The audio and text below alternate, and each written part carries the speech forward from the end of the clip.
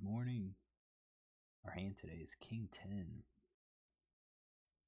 So in this hand, it is was a full ring game.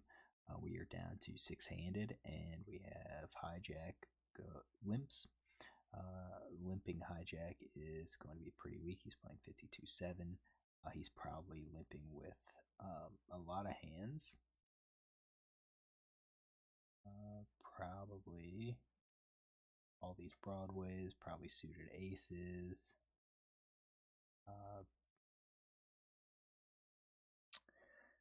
Maybe these offsuits, offsuit broadways.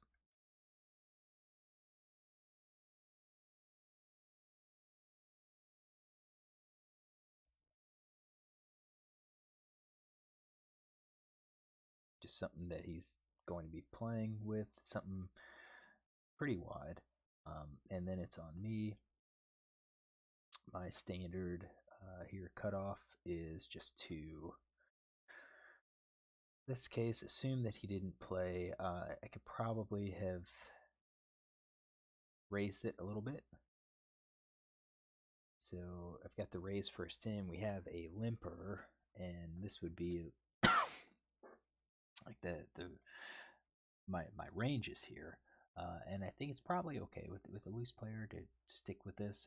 We could probably tighten up just a little bit, or switch, maybe add, switch some of these to offsuit broadways. But I think that's going to be my raising range. I think raising up to six big blinds is appropriate. I've said it before versus limpers. Raising it to three or four big blinds really isn't going to get them to fold. Raising five or six kind of maximizes the mistakes that these players make because they're going to probably just go ahead and call anyways with their entirely weak range. Small blind calls villain one fold. So what is small blind one calling? So villain 3's played 67-33. For him to call six big butts, I think he's going to be calling with a tighter range than he would have if I had made like a regular three big blind raise. So his I don't have a two bet here. This is the first time.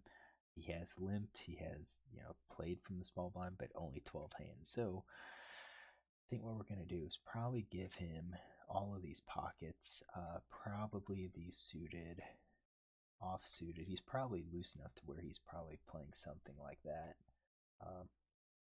Maybe the suited aces. And I just kind of think that I raised quite a bit, fairly high, with six big blinds. For him to actually call with all of the suited aces. Could be these, maybe. I think that's what we're gonna stick with. So it's gonna be two of us seeing a flop. So they played 13%. They have 172 combos.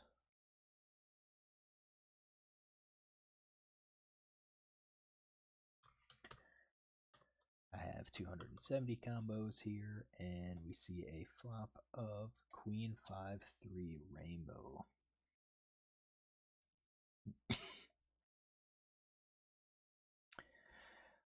All right, so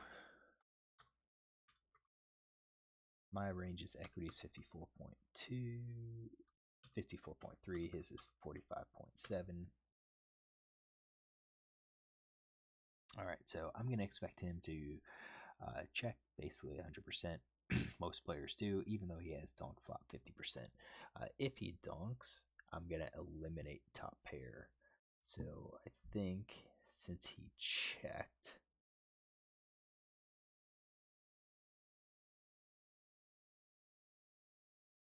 we will include those hands along with maybe like these pocket pairs.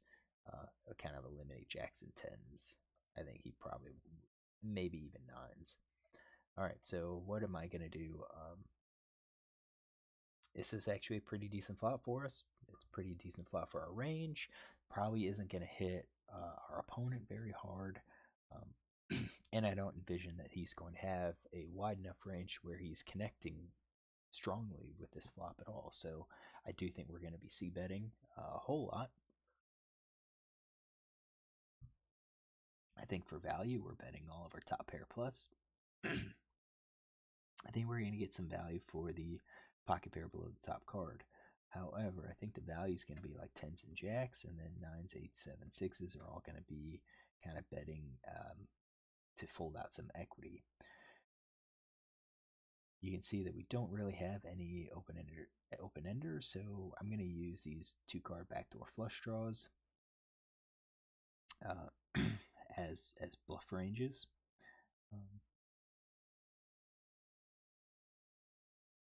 Oops, we're talking about me. Yes, me. Let's get this out. So yeah, top pair plus. I'm gonna do the same thing. 9, 8, 7, 6. I think is more for value.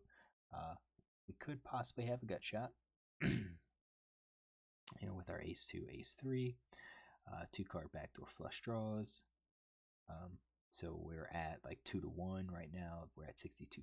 I think overcards we're gonna be betting like ace king. If an ace or a king comes, I think we're gonna be pretty good. What about middle pairs, pocket pairs?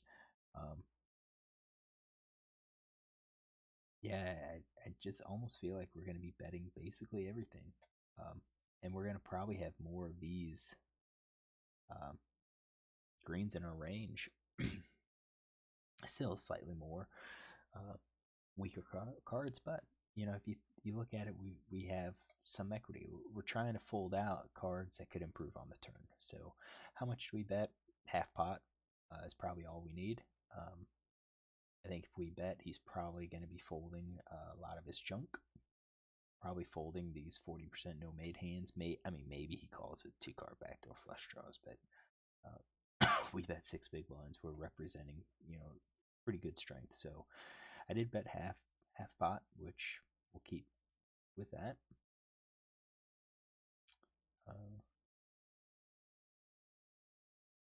Villain calls. So I'm going to say he calls with basically his pairs. For a loose player like this, he's calling, hoping that he connects. and we'll just leave it at that. So our plan going forward is to fire out a second barrel on favorable cards, turn cards. And for us, a favorable turn card would improve our backdoor flush draw, give us a gut shot. Obviously, it improves us to, 2-pair, or even 2-pair gives us trips and so forth. So I think on this board, a jack I think could be bet, a king could be bet, an ace could be bet. I think 10's gonna be tough, but I think 10 we could bet with that. Any spade we can connect, or the backdoor flush draw we can connect. If we have, let's say, sixes and a 4 comes, we're going to bet those. If a 7 comes, giving us a gut shot, we're going to bet those. All right, so 6 of diamonds hits. That is going to hit different people's. Definitely, it's a card that would allow us to fire a second barrel. Villain 3 checks, so hasn't donked, and now it's on us, and I think here we would continue betting. Loose players, he called once. He's probably calling with a pair, so I think top pair plus we're going to bet. I think with a pocket pair below the top card, I think we're going to be betting like jacks and tens, and then 7, 8, 9s is something. Our hands will probably check, with the exception of 7s, because the 7s gives us a gut shot. I think weak pairs, probably checking. Weak pairs, we're going to check. I think we're justified in betting flush draws, open enders. And I think our gut shots we could justify betting. I don't think we're going to bet our overcards. I don't think we're going to bet our overcards, our ace king. That gets us to 50-50, but I think we have some value if he checks the river we do have some showdown with Ace King is my thought. So that's what I'm gonna bet. I checked, so we are going to eliminate the hands that I would not have bet.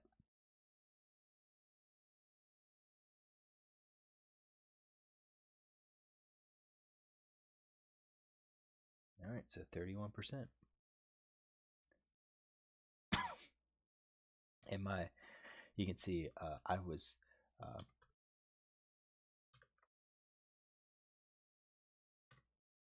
Villain's range is definitely improved. He's got pairs and stuff, and just checking. I'm hoping that a lot of those pairs would have folded. So like if I'm betting with all of those, I'm hoping that a lot of these weak pairs just say, you know what, I'm done with it. I have a queen, so they fold.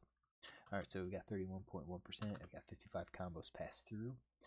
He's going to have 100% of his range here. He has 90 combos. And then the river comes out as a 2 of diamond. It doesn't really improve us at all. We are going to be pretty weak. Now, we've checked the turn. Villain checks, so I think Villain would have bet a straight and a set. And I do think he would have bet top pair. Pocket pair less than top card, on the other hand, I think is entirely possible. So he checks. Question is, could I get him to fold any of those? And versus a loose player, I find that it is hard to get them to fold. I don't know what frequency they would fold, but I don't think they fold at high enough frequency for me to make a profitable bluff here. Pocket pair below the top card, I have showdown equity, so I think I want to check. The middle pair, I think I have some equity. It's these weak pairs and ace high hands that we have to be concerned with, and maybe I bet with ace king as a bluff. But I mean, I don't really have any other value hand in my range, so I think we just check it down. I show the king 10, he shows ace 3, so he had a bottom pair, so I didn't have ace 3. If he had all of those ace 3 offsuits, he also probably has the suited aces as well, and he probably has these offsuits. So take a note. I don't know if I took a note on this player, but I think we could make a note that called 6B ISO raise from cutoff.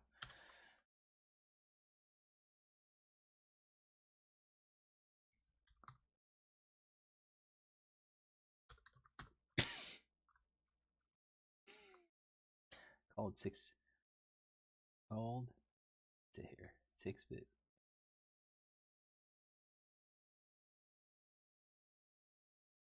Yeah, I think CO ISO raise. I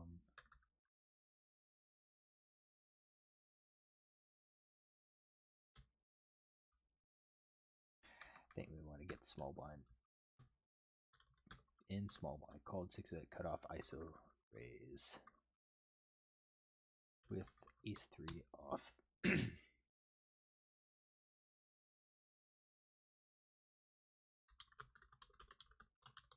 All right.